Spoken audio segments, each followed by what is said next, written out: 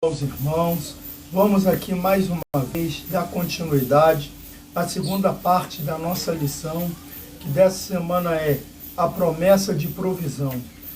E o tópico de hoje é a provisão das necessidades emocionais. Nós ontem falamos sobre a previsão da necessidade básica, daquilo que nós precisamos para sobreviver, dos nossos alimentos, da nossa vestimenta. Hoje vamos falar sobre as nossas necessidades emocionais. Então vamos lá. Antes de mais nada, vamos orar para que Deus abençoe essa aula. Pai, em nome do nosso Senhor Jesus Cristo, eu entrego essa aula nas tuas mãos e peço que o Senhor venha nos ensinar, através dela, tudo aquilo que devemos aprender e dar continuidade ao seu Evangelho. No nome santo de Jesus. Amém. E graças a Deus. Amém, graças a Deus. Vamos lá. A provisão das necessidades emocionais. Somos seres integrais. A palavra de Deus revela que somos corpo, mas também alma. Nesse sentido, além das necessidades físicas, temos necessidades emocionais. Portanto, somos seres inteiros. Assim sendo, o que se passa na alma reflete no corpo. Ela é a esfera responsável pela emoção e pelo sentimento. Ela se entristece, sente afeto, se alegra. Por isso, a mordomia da alma é indispensável para o nosso bem-estar completo. Assim como o corpo, a alma deve ser cuidada, preservada de maneira irrepreensível. A forma como lidamos com nós mesmos transborda para a forma como agimos com os outros. O que acontece aqui? A nossa alma, ela é aquele que traz todos os sentimentos para a nossa vida. É o que nos faz se alegrar, é o que nos faz chorar, é o que nos faz ficar irritado, o que nos faz ficar calmo. Então, da mesma forma que alimentamos o nosso corpo físico, temos também que alimentar a nossa alma. Então, trazer aquela tranquilidade para a nossa alma, para que a gente possa estar bem com todos e com nós mesmos. Primeiramente com nós mesmos. Então, nós temos que alimentar a nossa alma de coisas boas, para que a gente possa transpassar para outras pessoas as coisas boas que há. Porque quando nós vemos aquelas pessoas que às vezes a gente passa e dá um bom dia, a pessoa nem olha para a sua cara, é porque ela não está com a alma alimentada de coisa boa. Ela só tem comido coisas ruins, coisas que fazem mal. Porque se ela tivesse uma alma boa, boa alimentada, bem alimentada, ela traria para as outras pessoas aquilo que ela tem. Aliás, ela está até trazendo, mas é aquilo que ela tem de ruim, de mal, porque ela só alimenta a alma dela com coisas ruins. Então, quando nós alimentamos a nossa alma com as coisas boas, nós vamos transparecer uma pessoa melhor. Se eu vejo só filmes de desgraça, filmes de terror, essas coisas, eu vou estar alimentando a minha alma só com coisa ruim. Agora, quando eu vejo um filme de comédia, um filme que alegra, um filme que põe para cima, essas coisas eu estou alimentando, estou dando um exemplo. Se eu pego, oro todos os dias, converso com Deus, eu estou alimentando minha alma de coisas boas. Agora, quando eu só alimento de coisa ruim, o que eu vou ter para oferecer para o próximo? Só coisa ruim. As pessoas vão dar bom dia, ainda tem aquelas que não respondem e aquelas que respondem. Bom dia só se for para você.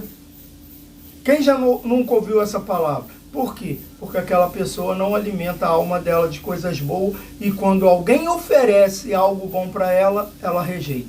Não seja uma dessas pessoas. A ansiedade no mundo.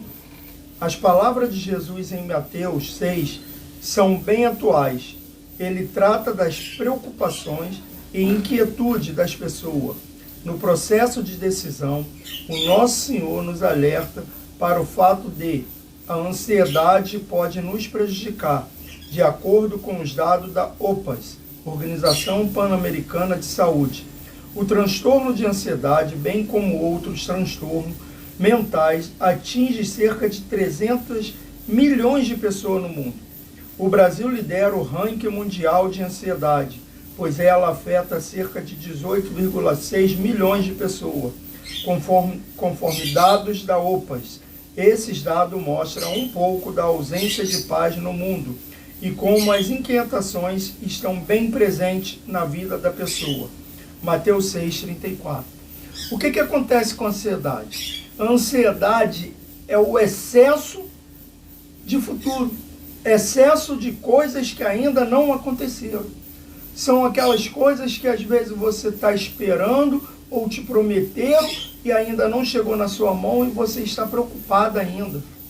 Em vez de você se preocupar com aquilo que ainda não chegou nas tuas mãos, ainda não chegou na tua vida, se preocupe com o atual, com o que você já tem.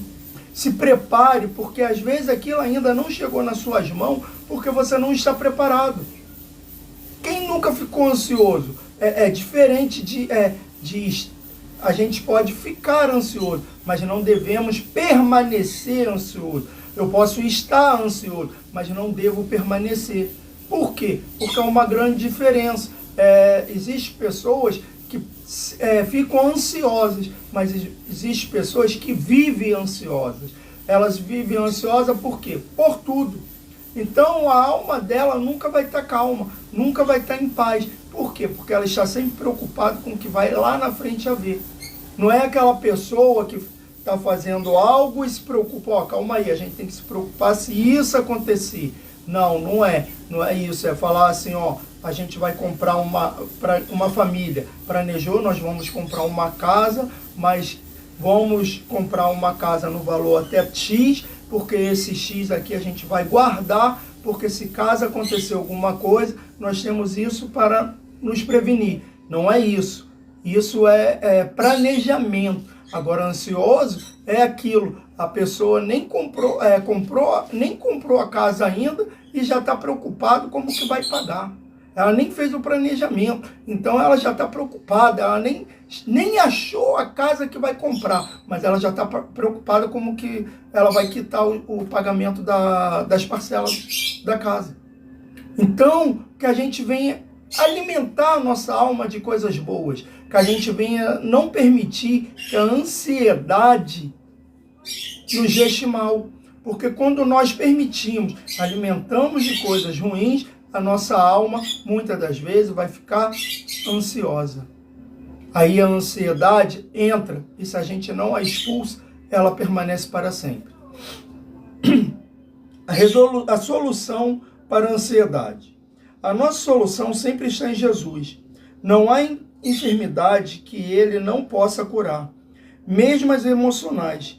Ao longo do Novo Testamento, o apóstolo Paulo nos ensina a cuidar do que pensamos, a guardar o nosso coração e sentimento de toda inquietação, a lançar a nossa ansiedade em Deus e descansar nele.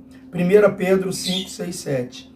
Assim, pela palavra de Deus, sabemos que a enfermidade emocionais pode trazer prejuízo grande para a nossa vida. Por isso, a Bíblia nos alerta a respeito do cuidado que devemos ter com a nossa alma. O nosso Deus nos assegura a vitória, também sobre a ansiedade. Salmo 55, 22. Nós vamos ver aqui que o que acontece aqui? Que Deus, Ele vai guardar sempre a nossa alma. Mas como que ele guarda a nossa alma? Quando nós pegamos e permitimos que ele entre em nossa vida. Permitimos que ele faça a vontade dele, a vontade e o querer dele.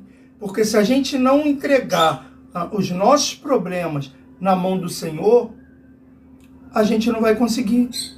Então nós temos que pegar aquilo que não conseguimos resolver e colocar na mão do Senhor, para que a ansiedade não entre em nossos corações. Muitas das vezes nós nos tornamos ansiosos demais. Por quê? Porque a gente permite que a ansiedade entre dentro do nosso coração. Por quê? Porque a gente quer resolver aquilo que não temos condição de resolver. Então, quando nós não temos essa condição de resolver e entregamos na mão de quem pode resolver, tudo dá certo. Porque quantas vezes, quando nós lemos a Bíblia, nós vamos ver pessoas que tinham dificuldade e passavam até a ansiedade, por ter ansiedade, mas quando Deus ele chegava para Deus, Deus ia lá e falava: ô, pô, estou aqui, entrega nas minhas mãos, porque Deus sempre vai pedir, basta a gente querer entregar. Amém? Espero que até aqui essa aula tenha chegado até vocês tenham aprendido e que o Senhor Jesus possa continuar falando com cada um de vocês, como tem falado comigo. Obrigado a todos que assistiram a aula nas redes sociais e aqueles que ainda vão assistir. E que o Senhor Jesus venha abençoar a vida de cada um de vocês nessa manhã e que Deus venha estar sempre com cada um.